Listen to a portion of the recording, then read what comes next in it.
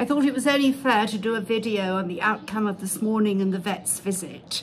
I'll keep it as brief as I can.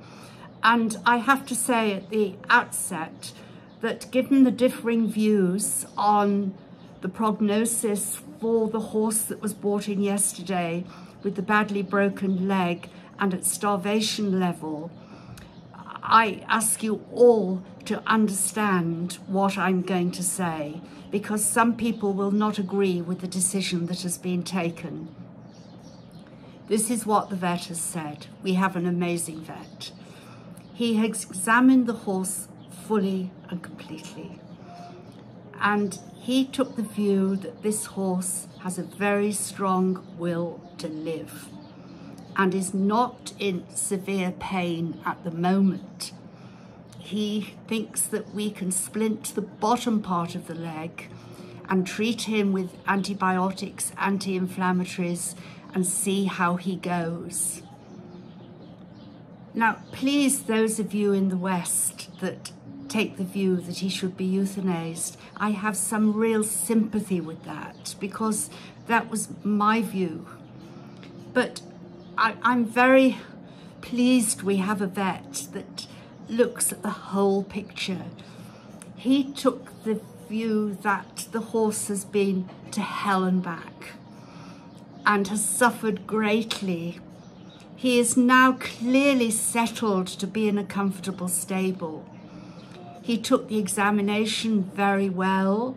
The boys gave him serum under the supervision of the vet, and we feel that we've got to give him a chance, if only for a short time, because if the worst happens and we have to euthanize, he will know what care and love has been.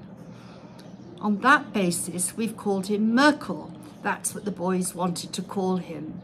So please, please wish Merkel well. The vet then went to see Bella, who was the Arab horse that was brought in from market.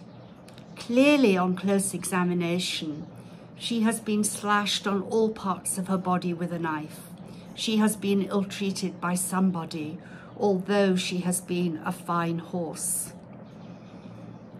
He also gave Bella some saline solution, and she's had medication as well. And he's taken the chip number himself, and we are going to try and track where Bella came from. But remember, we own her now, so nobody can take her away. And then to poor old Will, who's making progress, albeit very slowly. The vet was insistent that we get a fly net on immediately, because where she has had her abscesses and we've drained, it's very hot here and the small wounds are attracting flies. We can't possibly run the risk of any more infection getting into those joints. So she has a fly coat on at the moment, and this is a plea for help, really. If anyone is coming over from the UK or Europe and could bring another fly coat over, we would really be very, very grateful. Or if anybody knows suppliers in the UK who may like to donate a good quality one for a very good cause, we of course will give them the credit for that. So that's it up to now.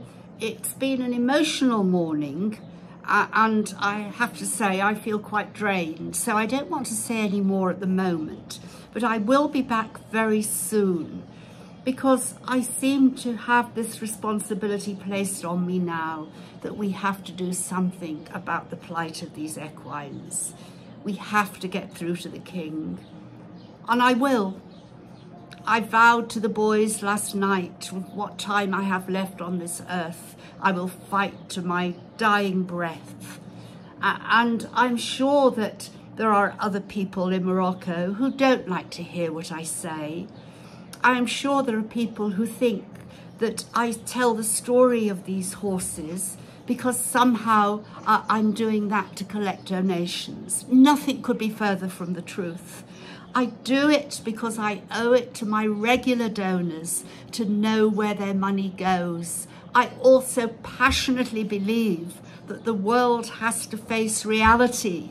I can only present the reality in this little corner of the world, but if I can do anything by doing that to improve the lot of the animals, I will.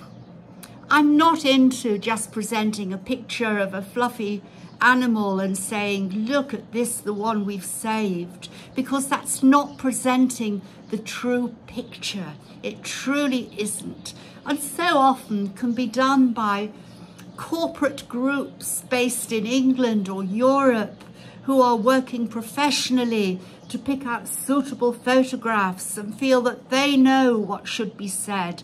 Well, I'm sorry, folks, don't give me any advice. I know what should be said here at Georgia, and we will continue to do it. Bye for now.